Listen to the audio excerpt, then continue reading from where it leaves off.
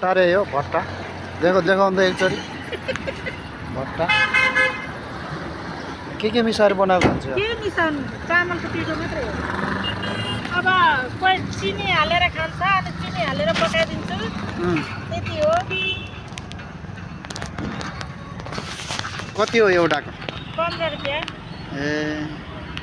अनि चटनी त्यसमा धनियाँ टमाटर अब पिरो खानेले मासु हुनुपर्ने नि अब मासु यहाँ राख्यो भने मिलेन कोही माछा मासु नखाने आउँछ कोही माछा मासु खाने आउँछ यो पाक्न चाहिँ एकैछिन पाकिन्छ भातले एकैछिनमा पाक्छ के हो मुनि यो पानी हजुर यसरी राखेको दामीसँग यो त पछाडि देखिरहेको मैले पिरो पनि पिरो खानुहुन्छ नखाने त्यतिकै ठिक छ मलाई ल ठिक छ चेक गरौँ